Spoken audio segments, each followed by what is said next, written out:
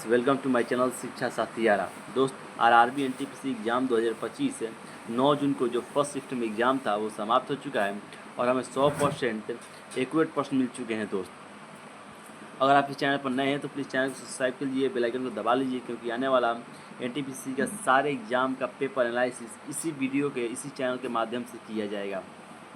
तो बने रहे वीडियो के अंत तक। तो ये पहला प्रश्न जो आया था, पोषण अभियान किसके द्वारा शुरू किया गया था? तो मैं बता दूं आपको, पोषण अभियान प्रधानमंत्री नरेंद्र मोदी के द्वारा शुरू किया गया था। इसके अलावा अन्य अभियानों पर ध्यान देंगे हम लोग, जैसे कि डिजिटल इंडिया अभियान। इस अभियान का उद्देश्य भारत को डिजिटल के रूप में सशक्त समाज और ज्ञान आधारित अर्थव्यवस्था बनाना है जिससे ग्रामीण और दूरस्थ इलाकों में डिजिटल सुविधा प्रदान की जा सके। इसके अलावा स्वच्छ भारत अभियान है, जो यह अभियान देश को स्वच्छ और स्वस्थ बनाने के लिए जाना जाता है, जिसके तहत खुले में शौच मुक्त समाज बनाना और ग्रामीण और शहरी क्षेत्रों में शौचालय का निर्माण करवाना इसका मुख्य उद्देश्य था। इसके अलावा अन्य अभियानों पर ध्यान देते हैं, जैसे कि प्रधानमंत्री जन धन योजना, इसे PMJDY भी कहते हैं। इस योजना का मुख्य उद्देश्य दोस्त प्रत्येक नागरिक को बैंकिंग सेवाओं से जोड़ना और वित्तीय लाभ को बढ़ावा देना है, जिसके तहत गरीबों के लिए बैंक खाते खोले गए। आयुष्मान भारत योजना, जिसे हम PMJAY भी कहते हैं, इस योजना का मुख्य उद्देश्य गरीबी परिवार को, जो गरीब परिवार हैं उनको स्वास्थ्य बीमा प्रदान करना है, जिसके तहत परिवार के प्रति 5 वर्ष, ठीक है, 5 लाख रुपए तक मुफ्त इलाज उपलब्ध कराया जाएगा। यही इसका मुख्य उद्देश्य था। इसके अलावा एक और अभियान है जो मेक इन इंडिया है। यह अभियान भारत को एक वैश्विक निर्माण केंद्र के रूप में स्थापित करने के उद्देश्य से शुरू किया गया था, जिसके तहत निवेश को बढ़ावा दिया जाएगा और विनिर्माण क्षेत्र में रोजगार का अवसर पैदा किया जाएगा। यही इसका मुख्य उद्देश्य था। ठीक है, नेक्स्ट क्वेश्चन है, इतिहास का सरहिंद ने किस वंश को तुर्की खलीफा से जोड़कर बताया गया है? तो ऑप्शन पर हम ध्यान देंगे दोस्त। जो ऑप्शन दिया गया है या भाइयों के द्वारा लिखकर भेजा गया है, मौर्य वंश, गुप्त वंश, मुगल वंश, सातवाहन वंश। दोस्त, ये सारे के सारे जो ऑप्शन गलत हैं, लोगों ने मार कर आया मुगल वंश से बता रहे हैं, लेकिन ये गलत है। अगर ऑप्शन में गुलाम वंश होता तो ये सही होता। ठीक है, गुलाम वंश ना होने के कारण ये ऑप्शन जो है गलत हो जाते हैं। ठीक है, तो अगर गुलाम वंश आप लोगों को मालूम है तो प्लीज़ कमेंट बताइएगा। नेक्स्ट क्वेश्चन है दोस्त, अगर आप माइक्रोसॉफ्ट विंडोज़ में Alt+Tab दबाते हैं तो क्या होगा? तो देखिए ऑप्शन पर ध्यान देते, तुरंत विंडो टास्क मैनेजर खुल जाएगा, जो गलत है, ये नहीं होगा। वर्तमान में खुले प्रोग्राम के लिए विंडो नियंत्रण मेनू नीचे जाएगा, ये भी गलत है, ये भी नहीं होगा। प्रोग्राम ग्रुप टैब या डॉक्यूमेंट के बीच स्विच कर सकते हैं, ये भी गलत है। खुले एप्लीकेशन के बीच स्विच किया जा सकता है, हाँ ये सही है। डी ऑप्शन नंबर दोस्त सही है। अगर आप ये मारे हैं तो आपका बिल्कुल सही है। देखिए माइक्रोसॉफ्ट वर्ड के 20 जो शॉर्टकट कुंजियाँ है वो निम्नलिखित है, या इस पर ध्यान देने योग्य है, क्योंकि इस पर क्वेश्चन बनते हैं। देखिए पहले अगर आपको कॉपी करना हो तो Ctrl+C दबाइएगा, पेस्ट करना हो तो Ctrl+V, वही कट करना हो तो Ctrl+X दबाइएगा, और ये बोल्ड करना हो, जैसे हम लोग मान लीजिए कुछ लिखे, जैसे मैंने लिखा टॉय लिखा, तो इसको बोल्ड करना। बोल्ड का मतलब है थोड़ा इसको हाईलाइट करना हो, थोड़ा मोटे टाइप करके, तो इस Ctrl+B दबा सकते हैं। इटैलिक करना हो तो Ctrl+I लिखा होगा, वहाँ इटैलिक कर सकते हैं। रेखित करना है, रेखांकित करना है, चिन्हित करना है, तो आपको Ctrl+L दबा देना होगा। ठीक है, सॉरी U दबा देना होगा। फाइल ऑपरेशन थोड़ा देख लेते हैं। ऑपरेशंस में सेव करें तो Ctrl+S, प्रिंट करना है तो Ctrl+P, नया डॉक्यूमेंट बनाना है तो Ctrl+N, डॉक्यूमेंट खोलना है तो Ctrl+O। ठीक है, विंडो बंद करें, कैसे करें तो आप लोग कर सकते हैं Ctrl+W। नेविगेशन और एडिटिंग पर थोड़ा ध्यान देते हैं हम लोग। सभी टेक्स्ट और आइटम का चयन करें तो कैसे कर सकते हैं हम लोग Ctrl+A से। पिछली कार्रवाई पूर्ववत करें, जो मान लीजिए आप लोग अभी कोई विंडो चला रहे हैं और पीछे अपने जो काम किया है, ठीक है, उसको पूर्ववत करना है तो आप Ctrl+Z दबा सकते हैं। ठीक है, पूर्ववत की गई अंतिम क्रिया को फिर से करें, ठीक है, तो Ctrl+Y। मान लीजिए कोई अपने इसे कोई लिखा उसे मिटा दिया, फिर वही लाना है तो Ctrl+Y आप लोग कर सकते हैं। ठीक है, टेक्स्ट खोजें तो Ctrl+F, टेक्स्ट ढूंढे और बदले तो कंट्रोल प्लस एच, ठीक है। फॉर्मेटिंग पर थोड़ा ध्यान देते हैं हम लोग, इससे भी क्वेश्चन बनता है। बाएं संरेखित करें यानी कंट्रोल प्लस एस, दाएं संरेखित करें कंट्रोल प्लस आर, केंद्रित संरेखित करें कंट्रोल प्लस ई। आप सबको ये मालूम होगा जो जो कंप्यूटर क्लास किए होंगे, ठीक है। नेक्स्ट क्वेश्चन है, सहकारी समितियों के अनुच्छेद में संशोधन क्यों किया गया था? तो देखिए ऑप्शन पर ध्यान देते हैं हम लोग। सहकारी समितियों की व्याख्या बढ़ाने के लिए, जो कि बिल्कुल गलत है, ये नहीं होगा, ठीक है। ऑप्शन नंबर बी है, सहकारी समिति कार्य प्रणाली को मजबूत और पारदर्शी बनाने के लिए। तो हाँ, सहकारी समिति कार्य जो प्रणाली है उसको मजबूत करने के लिए, पारदर्शी बनाने के लिए किया गया था, ठीक है। और ये देखिए इस पर थोड़ा, इसके अलावा इस पर ध्यान देते हैं हम लोग। संसद द्वारा वर्ष 2012 में 97 संविधान संशोधन करते हुए सहकारी समिति के कानून शासन में कई बदलाव किए गए थे, ठीक है।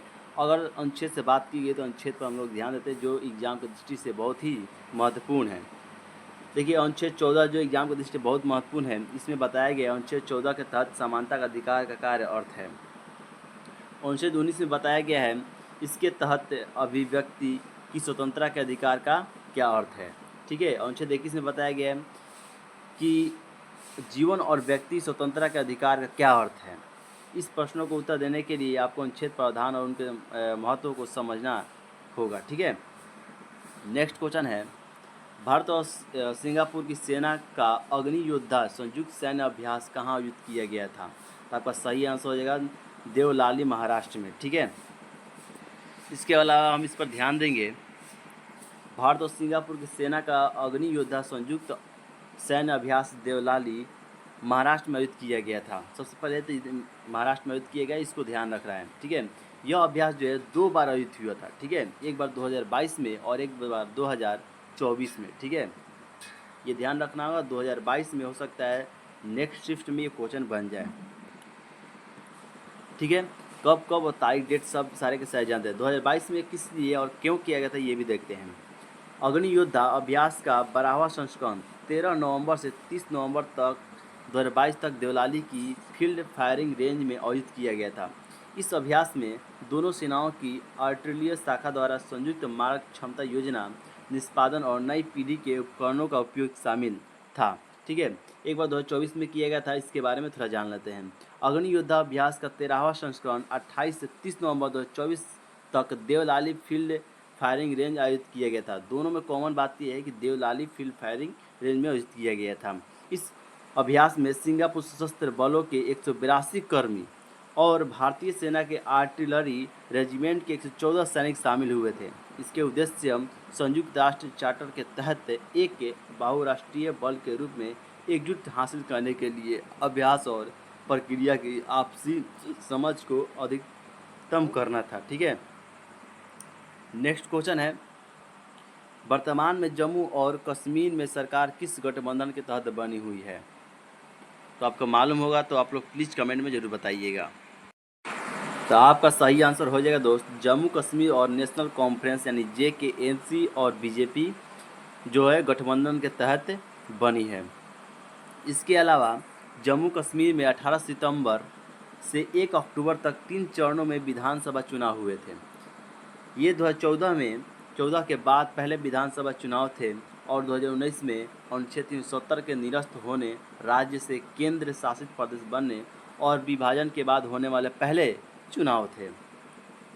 इसके अलावा जम्मू और कश्मीर ने कॉन्फ्रेंस 42 सीट जीतकर सबसे बड़ी पार्टी के रूप में उभरी, जबकि BJP 29 सीट जीतकर दूसरे स्थान पर रही, ठीक है। उसने 42 और इसने 29 जो जीत के दूसरे कगार पर रही। कांग्रेस ने 6 सीटें जीती। जम्मू और कश्मीर ने पीपुल्स डेमोक्रेटिक पार्टी ने 3 सीटें जीती, जबकि भारतीय कम्युनिस्ट पार्टी ने, जम्मू और कश्मीर पीपुल्स कॉन्फ्रेंस और आम आदमी पार्टी ने 1-1 सीट जीती। 7 सीटें निर्दलीय उम्मीदवार द्वारा जीती गई, ठीक है। नेक्स्ट क्वेश्चन है, 2025 के जलवायु परिवर्तन प्रदर्शन सूचकांक में पहले स्थान पर कौन सा देश रहा है? तो देखिए 2025 के जलवायु प्रदर्शन सूचकांक में यानी क्लाइमेट चेंज परफॉर्मेंस इंडेक्स में पहले, दूसरे और तीसरे स्थान पर कोई नहीं रहा है, क्योंकि वैसा प्रदर्शन नहीं किए हुए थे। चौथे स्थान पर डेनमार्क रहा है, और 10वें स्थान पर भारत रहा है। इससे ज़्यादा आपके क्वेश्चन एग्जाम में नहीं पूछेगा, ठीक है। थोड़ा इस पर भी ध्यान देंगे हम लोग। भारत जलवायु परिवर्तन प्रदर्शन सूचकांक 2025 में 10वां स्थान प्राप्त किया है, जो 2024 के रैंकिंग से 2 स्थान नीचे खिसका गया है। यानी इसका जो 2024 में इसका रैंक 2024 में इसका रैंक 8वें स्थान पर था और 2025 में 10वां स्थान पर चला गया, यानी 2 कदम पीछे चला गया है, ठीक है। इसके अलावा 2025 में जलवायु परिवर्तन प्रदर्शन सूचकांक NCCPI में पहले 3 स्थान खाली हैं, क्योंकि किसी भी देश का समय जो है जो रेटिंग है वो सही नहीं रहा है, ठीक है। जो चौथे स्थान पर देश रहा है वो डेनमार्क रहा है, और जो नीदरलैंड है उच्च रैंकिंग में है, हालांकि इस सटीक स्थान का उल्लेख नहीं किया गया है, ठीक है। भारत 10वें स्थान पर है, जो 2.9 टन CO2 समतुल्य के बराबर है, जो वैश्विक औसत 6.6 टन CO2 समतुल्य से काफ़ी कम है, ठीक है। तो ये भी काफ़ी सोचनीय विषय है। नेक्स्ट क्वेश्चन है दोस्त, जो आपके इसी शिफ्ट में पूछा है, निम्नलिखित में से कौन सा नृत्य ऐसा है जिसमें संगीत का उपयोग नहीं होता है, यानी कौन सा जो नृत्य है जिसमें संगीत के बिना भी प्रदर्शन किया जा सकता है। तो देखिए, छऊ एक ऐसा नृत्य है जो बिना संगीत का भी प्रदर्शन किया जा सकता है, यानी संगीत हो ना हो ये प्रदर्शित करने के लिए जाना जाता है, ठीक है। अब नृत्य की लोक नृत्य की बात की गई है, तो हम लोग लोक नृत्य पर ध्यान देंगे, यानी कौन सा नृत्य किस राज्य का है। भरतनाट्यम तमिलनाडु, कथक उत्तर प्रदेश का है जी, वही उड़ीसी उड़ीसा का है। कथकली की बात करते हैं वही केरल का है। मणिपुर की बात करते हैं तो मणिपुरी की बात करते हैं तो मणिपुर का है। वही कुचिपुड़ी आंध्र प्रदेश, भांगड़ा पंजाब, गरबा गुजरात, लावणी महाराष्ट्र, बिहू असम, छऊ ये आ जाता है पश्चिम बंगाल, उड़ीसा और झारखंड। वही राउफ जो इम्पोर्टेंट है जम्मू और कश्मीर के बीच आ जाता है। वही मोहिनीअट्टम केरल, छपेली उत्तराखंड, झूमुर पश्चिम बंगाल और झारखंड, संथाली झारखंड और पश्चिम बंगाल, ठीक है। डांडिया गुजरात, लक्ष्मी नारायण नृत्य राजस्थान, गिट्टा पंजाब से, ठीक है। ये सारे के सारे आप लोग को ध्यान में रखकर एग्जाम में प्रवेश करना है, ठीक है। नेक्स्ट क्वेश्चन है, 2024 में भगवान बिरसा मुंडा की 150वीं जयंती के अवसर पर किस विशेष दिवस का आयोजन किया गया था। तो देखिए, राइट आंसर हो जाएगा स्वतंत्र संग्राम समिति दिवस के अवसर पर, ठीक है। भगवान बिरसा मुंडा 150वीं जयंती के मनाने के लिए 2024 में केंद्र सरकार ने जनजातीय गौरव दिवस के रूप में समारोह आयोजित किया गया है। सॉरी दोस्त, इसका आंसर ये नहीं होगा, इसका आंसर जनजातीय गौरव दिवस हो जाएगा, ठीक है। गलती हो गया दोस्त बोलने में, जनजातीय गौरव दिवस, ठीक है दोस्त। तो जनजातीय गौरव दिवस के रूप में विशेष समारोह आयोजित किया गया था। यह दिवस पहली बार 15 नवंबर 2021 को घोषित किया गया था, ये भी ध्यान रखना है। नेक्स्ट क्वेश्चन है जो इसी शिफ्ट में पूछा है, किस कीबोर्ड शॉर्टकट का उपयोग किसी टेक्स्ट को कॉपी करने और पेस्ट करने के लिए उपयोग किया जाता है। तो अगर आप लोग Ctrl+C एंड Ctrl+V मारे हैं तो आपका करेक्ट आंसर है, ठीक है।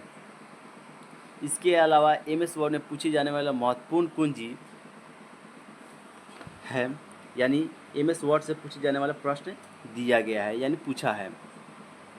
देखिए, MS वर्ड में एक पेज के मध्य यानी मिडिल मार्जिन को निम्नलिखित में से किस टैब से सेट किया जा सकता है। तो आप पेज लेआउट टैब कर सकते हैं, पेज लेआउट टैब करने से सही हो सकता है। अब MS वर्ड से पूछी जाने वाले महत्वपूर्ण प्रश्न जैसे कि पूछता है Ctrl+C से क्या होता है, तो कॉपी कर सकते हैं। Ctrl+X से कट कर सकते हैं। Ctrl+V से पेस्ट कर सकते हैं। Ctrl+Z से तुरंत कर सकते हैं, यानी पहले एक कदम पीछे आ सकते हैं। Ctrl+Y से दोबारा वहीं जा सकते हैं। Ctrl+B से बोल्ड कर सकते हैं, जैसे कि मैंने पिछले क्वेश्चन में बताया था। Ctrl+I से इटैलिक कर सकते हैं। ये सारे के सारे आप लोग स्क्रीनशॉट ले सकते हैं, ठीक है। नेक्स्ट क्वेश्चन है, भोलेनाथ तिवारी निम्नलिखित किस विद्रोह से संबंधित स्वतंत्रता सेनानी थे। तो देखिए, चंपारण आंदोलन। देखिए, इसका मुझे सही आंसर तो नहीं मालूम, लेकिन चंपारण आंदोलन सॉरी और संथाल विद्रोह 1857 विद्रोह क्या है, इस सब चीज़ों पर हम लोग ध्यान देते हैं। देखिए चंपारण आंदोलन सबसे पहले 17 में लड़ा गया था, जो कि गांधी के नेतृत्व में ही लड़ा गया था। संथाल विद्रोह जो है 1855 से 56 में संथाल समुदाय द्वारा ब्रिटिश शासन के खिलाफ लड़ा गया था। ठीक है, हो सकता है जिससे प्रश्न बन जाए। 1855-56 में लड़ा गया था, किसके खिलाफ, तो ब्रिटिश शासन के खिलाफ लड़ा गया था। एक आता है 1857 की सिपाही विद्रोह। तो यह प्रथम स्वतंत्र संग्राम के रूप में जाना जाता है, जो ब्रिटिश ईस्ट इंडिया कंपनी के खिलाफ लड़ा गया था उसके विद्रोह करने के लिए।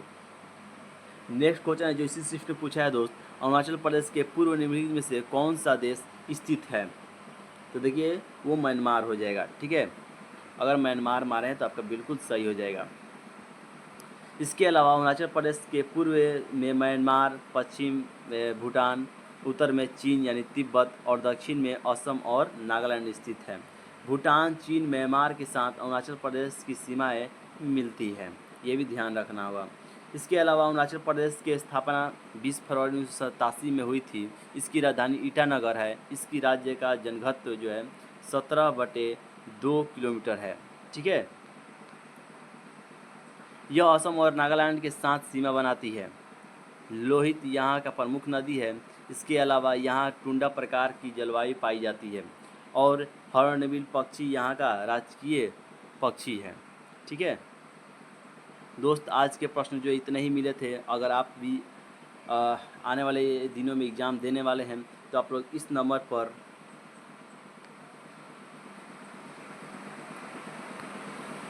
क्वेश्चन को सेंड कर सकते हैं, जो कि 100% एक्यूरेट होना चाहिए। अगर अभी तक आप लोगों ने चैनल को सब्सक्राइब नहीं किया है तो प्लीज़ चैनल को सब्सक्राइब कर लें, बेल आइकन को दबा लें, क्योंकि आने वाला हर प्रकार का पेपर का एनालिसिस इस चैनल के माध्यम से किया जाता है। तो मिलते हैं नेक्स्ट वीडियो में, तब तक के लिए जय हिंद दोस्तों।